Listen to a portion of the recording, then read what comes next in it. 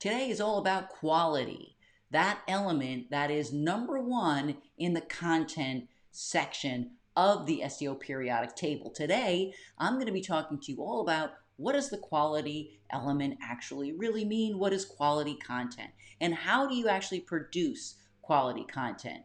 I'm going to talk to you about what, from a Google perspective, what that actually means, and then give you a few examples in terms of what you can do to improve upon the quality of the content that you produce in your website. I'm Janet Bartoli. I'm the founder of the Super Simple SEO Workshop. I am also the owner of Bartoli Consulting Group, where I help businesses, small and medium, really get a good grasp and understanding in terms of what SEO is, how they sort of build in the basics of SEO, and maybe some not so basic things into their overall program so that they can acquire more customers, more sales from Google. So today, let's jump right in and talk specifically all about quality. As I mentioned, it is the first element in the content section. This is all the content section of the SEO periodic table. So let's talk about what what does that mean, quality content? Content really should be your first priority when thinking about SEO. Quality content is how you engage, inform, support, and really entertain your audiences. Pages must be well written and highly valuable. So what does that actually mean? Okay, welcome to the Google Quality Raters Guidelines. I will drop a link in the comments below so that you can actually access your own copy. But they actually have a search quality evaluator guidelines. And this is something I don't expect everyone to read or go through line by line, but Google has provided us a guidelines by which they look at and what they define in terms of what the search experience should be, how their actual humans in their organization looks at a specific piece of content. So for example, if I look at high quality pages, which is listed in 4.0, and so if you can actually just click right down into the actual guidelines itself. And it actually states here, high quality pages exist for almost any beneficial purpose, from giving information to making people laugh, to expressing oneself artistically, to purchasing products or services online. So it encompasses a wide variety. It's not basically calling out, this is specific for B2B, and if you're selling a product or service, this is all you need to look at. So it's very comprehensive to include all different types of publisher types. So whether you're a creative, you might be an artist selling artwork, or you might have a blog where you're talking about your hobby. In any case, and it doesn't matter the form, but when Google looks at whether to actually index and rank this page, it's got to be looking at these certain specific elements. So for example, what makes a high quality page? And it says here, a high quality page should have a beneficial purpose and achieve that purpose well. Pretty vague, really, and not really saying a whole lot, but you have to think about it very sort of objectively and just kind of looking at your website. If I put out a piece of content, I've done this myself, where I've put a piece of content, I've completed it, maybe a blog post, and I've stood back, looked at it and said, would this be something that I would find valuable? If I didn't know anything about SEO, could I take this piece of content and apply it and see it as a piece of value? That's what you really need to look at. Is this a valuable piece of content? Is this worth sharing? Would I share this with other of my peers, for example?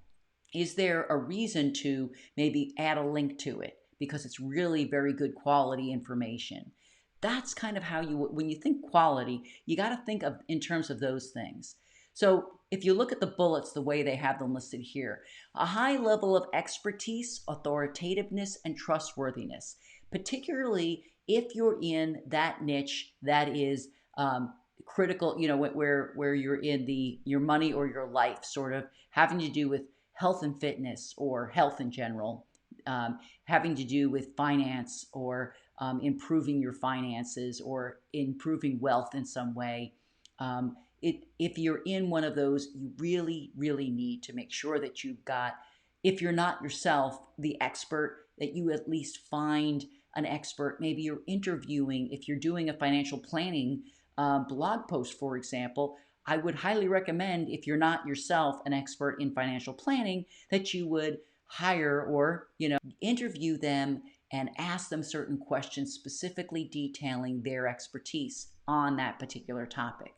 Of the main content is one of the most important criteria in page quality rating and informs the EAT, expertise, authoritativeness, and trust of the page. For all types of web pages, creating high quality content takes a significant amount of at least one of the following: time, effort, expertise, and talent/skill. Now, I'm not going to read each one of these things here, but you get the gist that this is pretty self-explanatory in many ways. They talk about what high quality pages and websites need enough expertise to be authoritative. That again goes into the specifics of EAT here. All that to say is quality content, quality of your main content. What are those important factors? Just to sort of wrap up the whole quality element for you in just in a brief way, just as I kind of talked about with the quality guidelines, it is very simple. Don't overcomplicate this, but it really should be your number one priority. The quality of the content that you publish in your site or on your YouTube channel or your podcast, no matter where you're publishing content, no matter the form of content. And when I say content, I'm not talking only about a blog post. Yes, that is an excellent form of content for sure. But it's also the content in your services pages, the quality of content that is in maybe your products pages, the description of your products, how it can be valuable or beneficial.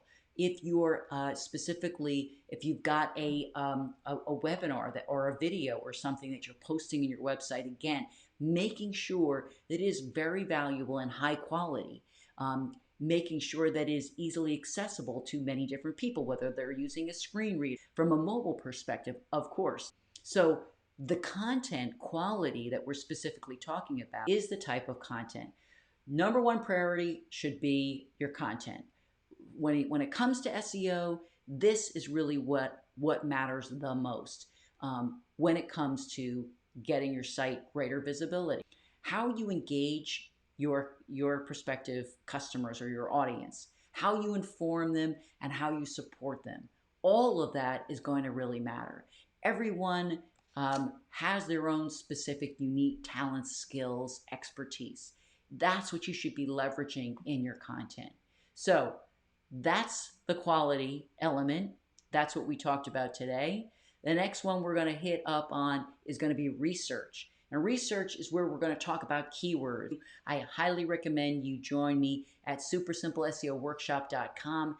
That's the best place to go to if you're just starting anything from scratch. You might be a brand new business. Maybe you just started up last year or in the last few months. It doesn't matter. You're going to find a really great place to go there, get things all in order, getting your Google Search Console set up, getting Google My Business profile set up and well optimized. Those are going to be the critical factors in getting yourself well optimized and set up for applying all of these different elements as you go along.